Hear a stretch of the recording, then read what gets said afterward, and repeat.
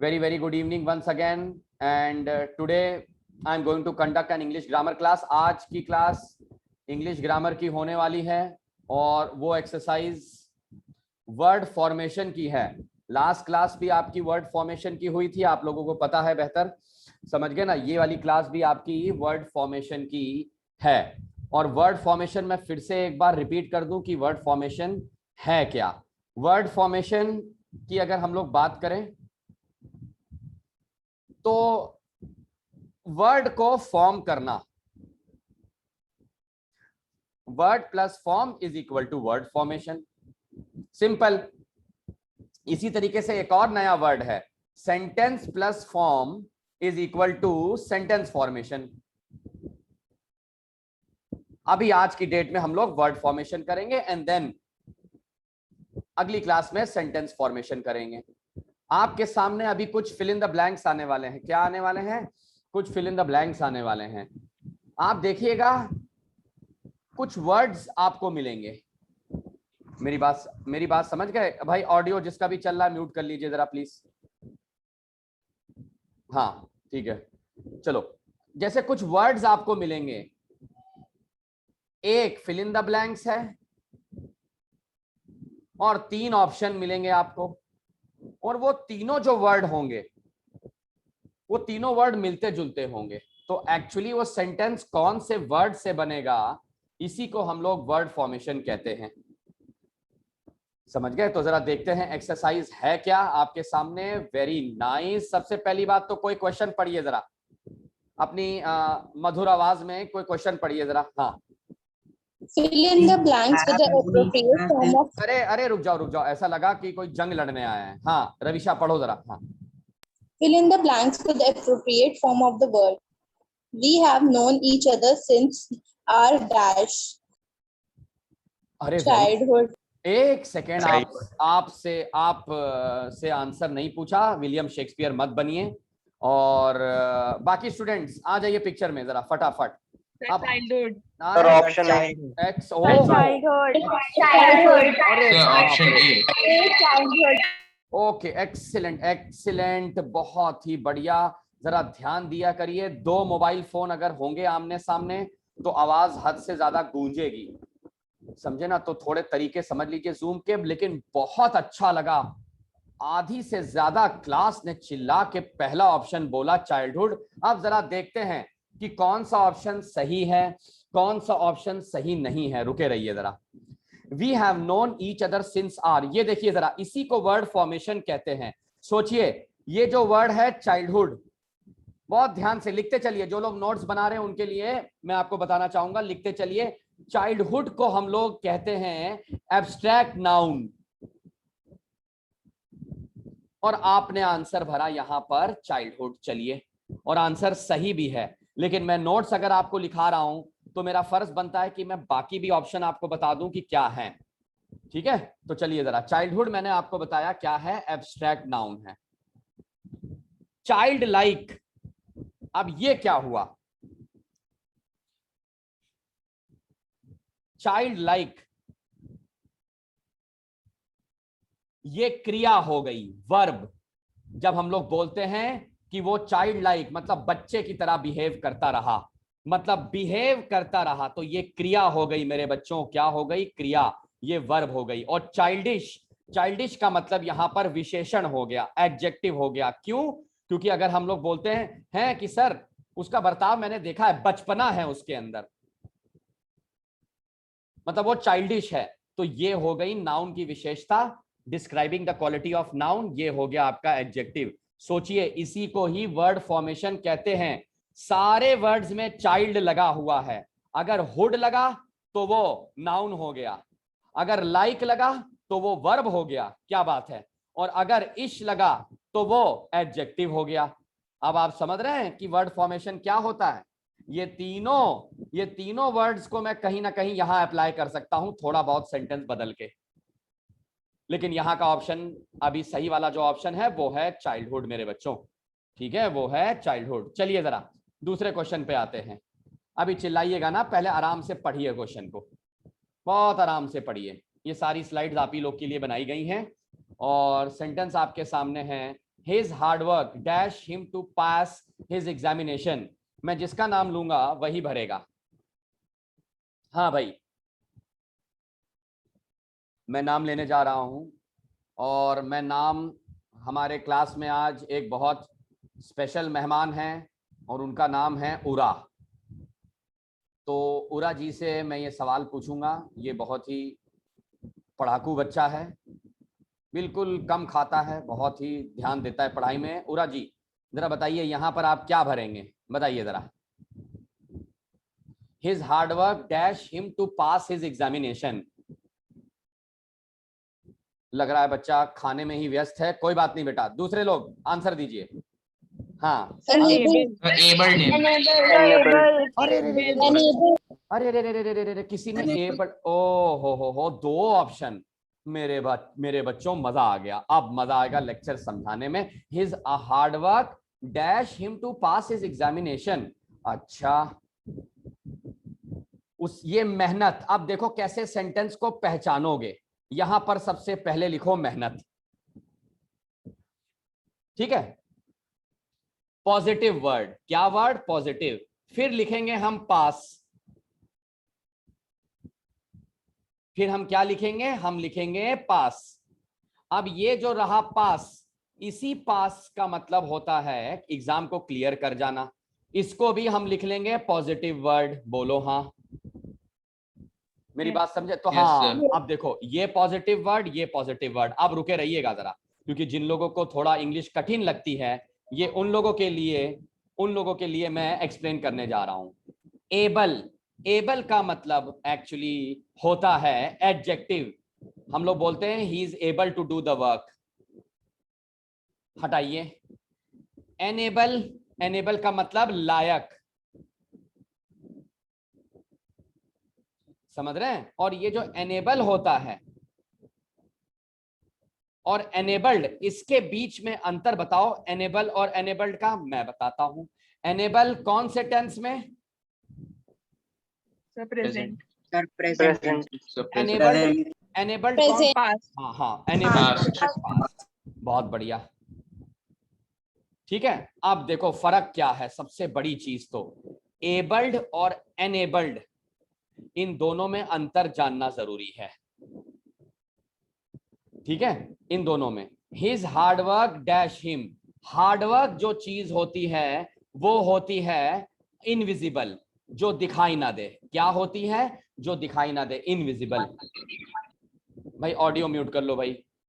His hard work invisible होता है। आपको इनमें से कोई ऐसी चीज उठानी है जो सबसे पहले इंसान, मतलब जो जिसमें हम इंसान की क्वालिटी ना बता रहे हो, वर्ब बता रहे हो, वर्ब। हाँ, अब आंसर दीजिए क्या होगा?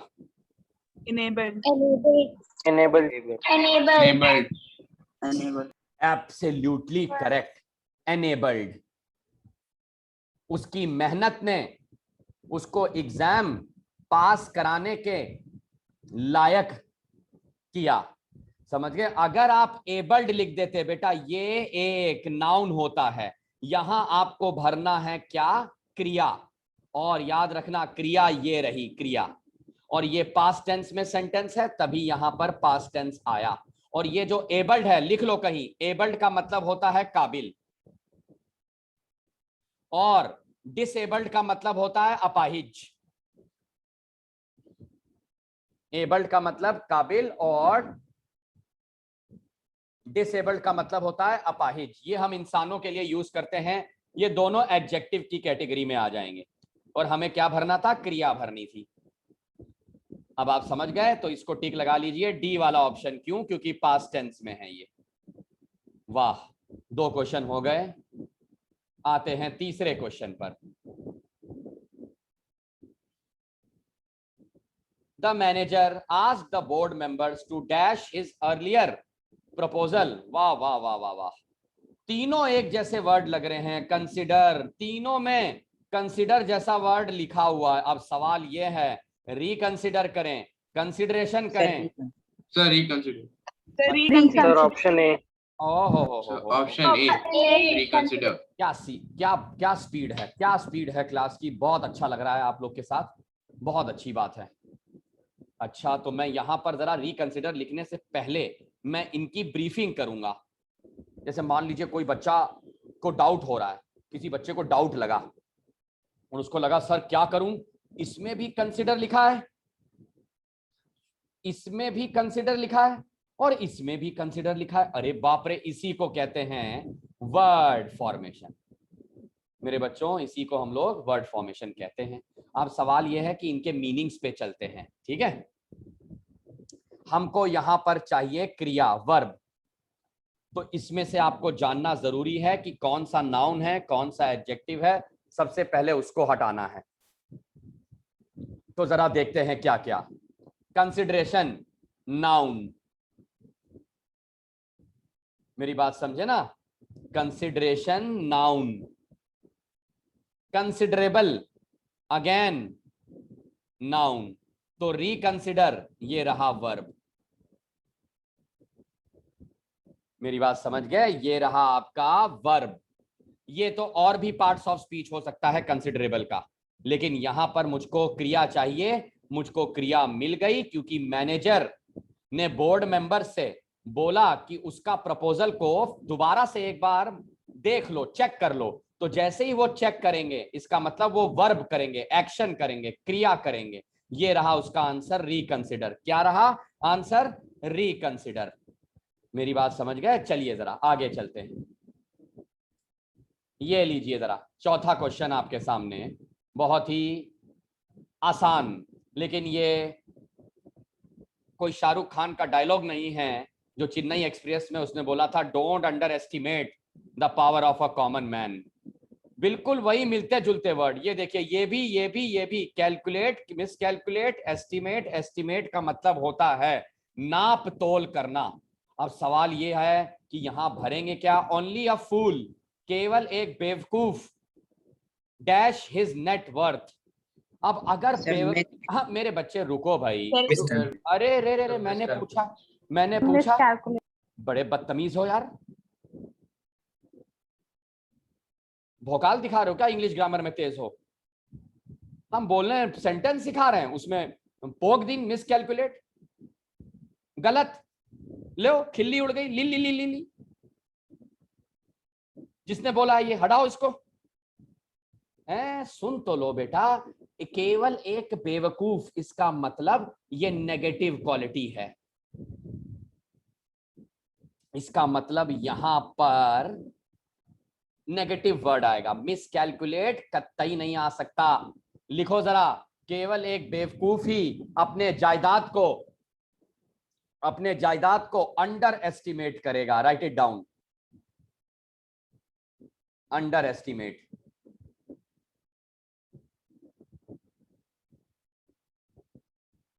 ठीक है, और ये जो मिस कैलकुलेट जिसने भी बोला है, लिख लीजिए, ये ज्यादातर मैथमेटिक्स के सम के लिए काम आता है।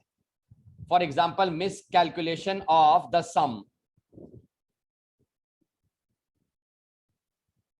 आसान क्वेश्चन। चलिए जरा आगे चलते हैं। Fifth question, he is a stupid and often talks dash. ओ बाप रे, ये क्या है? Sense, okay.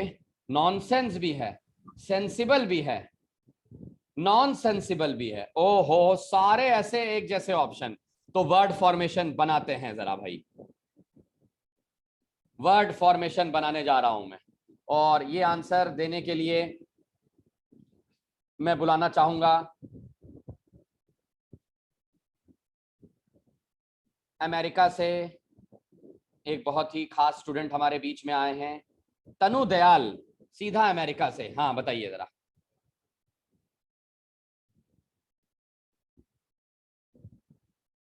तनु दयाल को आंसर नहीं पता, कोई बात नहीं। अब हमारे बीच में दीक्षा पांडे हैं। दीक्षा पांडे, इसका आंसर बताइए जरा। नहीं आंसर देना है, बहुत अच्छी बात है। हाँ दे रहे हैं। ऐसे लग रहा है कि इनके लिए कोई वीआईपी मूवमेंट है। और हाँ, क्या बोला? फिर से बोलो। Non sensible. नॉन सेंसिबल आपने बोला, कोई बात नहीं।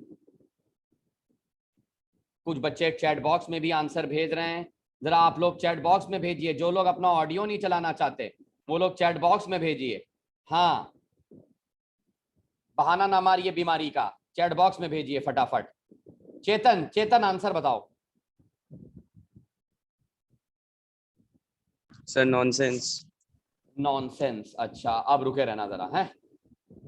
ओ हो, ही इज अ स्टूपिड। ये देखो स्टूपिड एक गाली है भाई, इसका मतलब सेंटेंस नेगेटिव हो गया। तो भैया ये ऑप्शन हट गया, क्योंकि गाली देने के बाद शायद ही कोई सेंस वाला वर्ड यूज करे, हटा दो। शायद ही कोई सेंसिबल वाला वर्ड यूज करे, इन दोनों के तो कोई चांस ही नहीं हुए। अब सवाल ये है इन्हीं दोनों में से कहीं ना कहीं ऑप्शन हो सकता है। नॉन सेंसिबल इंसान होते हैं, लिख लो एडजेक्टिव। जिसके अकल ना हो उसको कहते हैं नॉन सेंसिबल, समझे। और यहां पर हम लोगों को बोलने वाला चाहिए जो कि बकवास बोलता हो। तो इस पूरे सेंटेंस में अगर आप देखें तो नॉनसेंस की हिंदी होती है बकवास। हमको यहां पर भरना है नाउन, एब्स्ट्रैक्ट नाउन, और हमने भर डाला। मेरी बात समझ गए ना, हमने भर डाला। चलिए जरा अगले क्वेश्चन पर। The government of China has dash it's currency. अब शायद ही कोई सरकार ऐसी होगी, मेरी बात समझ गए बच्चे, शायद ही कोई सरकार ऐसी होगी जो अपनी करेंसी की धज्जियां उड़ा दें। तो इसमें से जो भी शब्द ऐसा है, सबसे पहली बात तो उसको हटा देंगे जिसमें ऐसा लिखा हुआ है धज्जियां उड़ा देना। तो उसका सबसे पहला जो ऑप्शन है ये रहा डीवैल्यूड, उसको हटा देंगे। डीवैल्यूड, डीवैल्यू का मतलब होता है वैल्यू से एकदम नीचे गिरा के।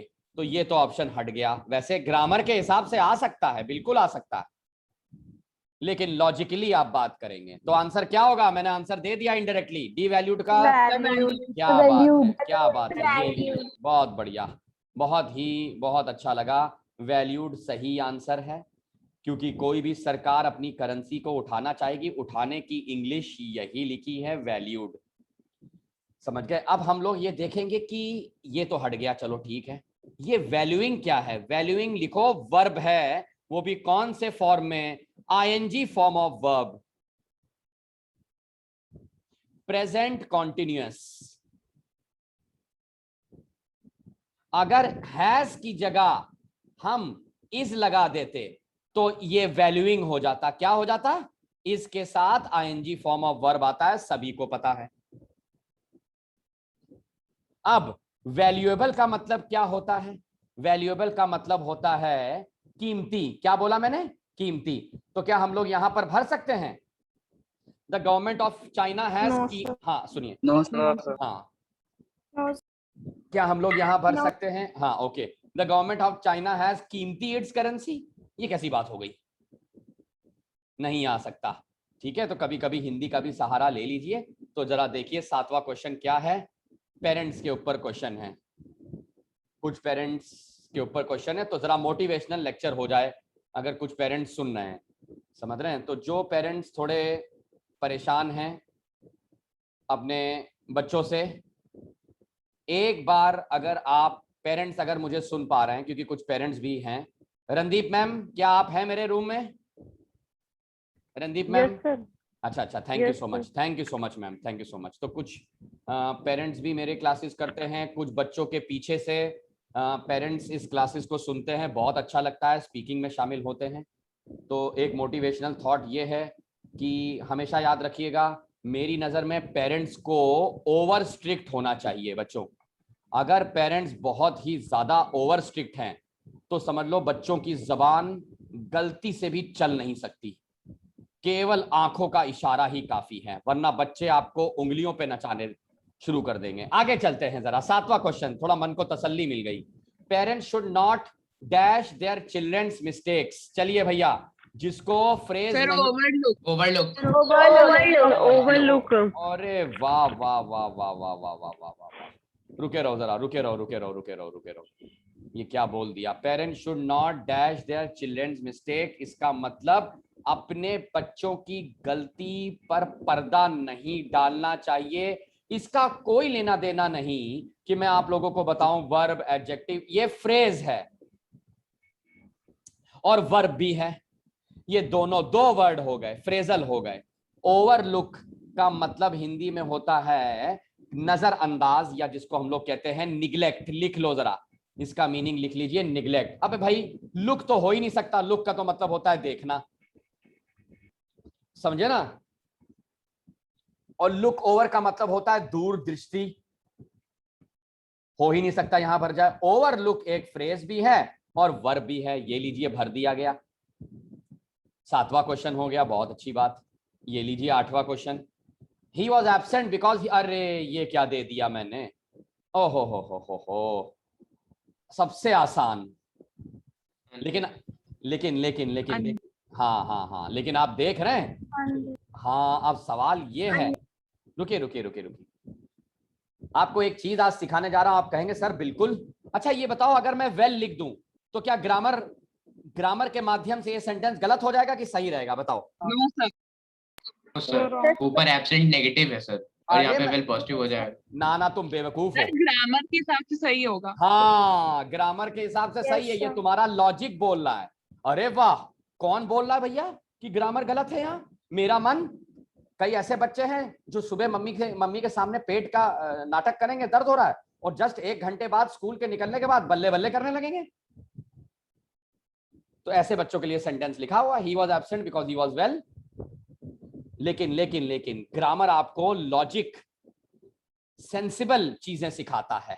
अभी वर्ड डिस्कस किया था सेंसिबल, तो यहां पर आपको सेंसिबल होना। कोई पागल ही होगा जो ऐसे ही एब्सेंट हो जाएगा, लिखे रहेंगे हम लोग अनवेल। तो देखते हैं जरा वेल का मतलब क्या होता है। वेल का मतलब लिख लीजिए ठीक होना या ठीक रहना, और वेलनेस का मतलब लिखिए फिटनेस, हेल्थ एंड फिटनेस, ये नाउन है। अगर वेलनेस नाउन है तो अनवेल क्या है, बताओ जरा।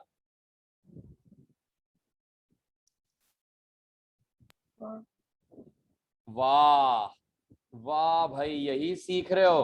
अरे भैया unwell adjective, well adjective, noun की विशेषता बता रहा है। भाई बताओ जरा, राम की तबीयत कैसी है? अरे सर ही इज अनवेल। समझ गए? चलो भाई आगे चलते हैं 9th वाले क्वेश्चन पर, second last question. Present, past की future, first form, second form की थर्ड फॉर्म भरा जाएगा यहां? Sir second form. Sir second form. Sir option B. वाह, किसी ने कहा थर्ड फॉर्म। थर्ड फॉर्म के लिए यहां पर हैज, हैव या हैड होना जरूरी है। गो का सेकंड फॉर्म होता है वेंट, वेंट का थर्ड फॉर्म होता है गॉन। मतलब गो का सेकंड फॉर्म वेंट और गो का थर्ड फॉर्म गॉन। यहां पर ना तो हैज लगा है, ना तो हैव लगा है, ना तो हैड, तो इनका तो पत्ता कट गया पहले से ही है, क्योंकि ये थर्ड फॉर्म है। तो इस गॉन को पहले से ही हटा दो, अब बचे ये दोनों। चलिए देखते हैं इन दोनों में कैसे गो क्यों नहीं भरा जाएगा। उसका रीजन द जजमेंट, ये है सिंगुलर सब्जेक्ट। क्या है इसमें? एक जजमेंट की बात हो रही है। और याद रखना, सिंगुलर के साथ हमेशा वही वर्ड आता है जिसके आगे या तो एस लगा हो या तो ईएस लगा हो। अगर यहां गोज लिखा होता तो तुरंत आप इसको टिक लगा सकते थे, लेकिन माफी चाहूंगा, यहां पर ना तो ये भरेगा, ये ग्रामेटिकली गलत है, ये तो थर्ड फॉर्म है। बचा ये, लिख लीजिए subject plus second form of verb. क्या लिखेंगे? Subject plus second form of verb. The judgement subject है और वेंट सेकंड फॉर्म है। और आज का आखिरी क्वेश्चन, वेरी गुड। द जज, फिर से जज आ गए, क्या बात है। Ordered that the accused, accused का मतलब होता है गुनहगार। ओहो, पहले से ही बी लगा है और फिर भी बी बी बी। अब मजा आया। अब मजा आया वर्ड फॉर्मेशन करने में। ओह, ये बी लगा है और फिर लिखा है बी, बी बी यहां पर भी, कि तीनों गलत हैं। मैं केवल 3 तक गिनूंगा, कोई आंसर नहीं दे रहा है, सब फंस चुके हैं, सब फंस चुके हैं इस कठिन। हाँ Sir, C. अच्छा, Sir, B headed. B headed. Sir, B headed. headed. Headed. Sir, B headed C. Headed. लिखो जरा, लिखो जरा, गर्दन काट दो, बी हेडेड, गर्दन काट देना, ये लिखो, इसको हम लोग कहेंगे क्रिया, वर्ब। समझ गए? अब देखो, ये रहा पास्ट टेंस, क्या रहा, ये रहा आपका पास्ट टेंस। तो भैया ये तो प्रेजेंट टेंस, ये तो आ ही नहीं सकता, इसको काट दो। आ सकता था, आ सकता था, लेकिन ये ऑर्डर्ड आ गया, यहां पर ये पास्ट टेंस में चला गया सेंटेंस। बी हेडिंग मैंने आपको पहले बताया आईएनजी फॉर्म ऑफ वर्ब है, इसको हम लोग कॉन्टिन्यूअस में लेते हैं, उसके लिए हमें इज, आर या वॉज की जरूरत पड़ती, तभी आईएनजी फॉर्म आप भर पाते। लेकिन बचा ये, इसमें पास्ट टेंस है, past is equal to past, ये लीजिए बी हेडेड, मतलब गर्दन काट देना। समझ गए? और अब आप लोग की बारी, please raise your questions if any. अगर आपको कोई भी क्वेश्चन पूछना है ग्रामर से रिलेटेड, इसके लिए आपको मिलेंगे केवल 30 सेकेंड। Any questions?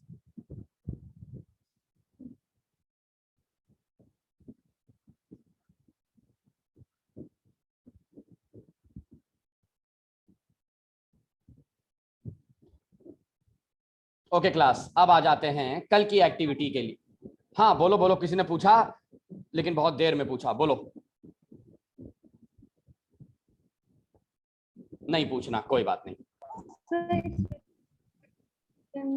हाँ बेटा, आपकी नेटवर्क गड़बड़ कर गया बच्चे, आप प्लीज चैट बॉक्स में भेज दीजिए, है ना, आप चैट बॉक्स में भेज दीजिए बच्चे, थोड़ा नेटवर्क गड़बड़ कर गया। फ्राइडे की एक्टिविटी सब लोग लिखिए जरा, फ्राइडे की activity.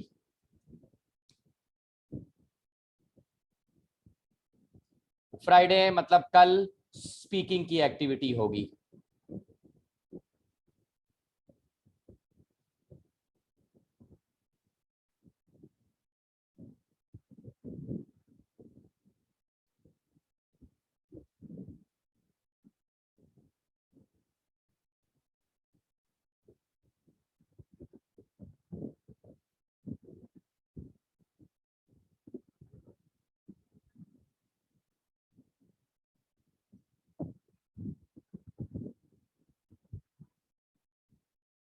The question should only be related to profession, education, career, future, goals,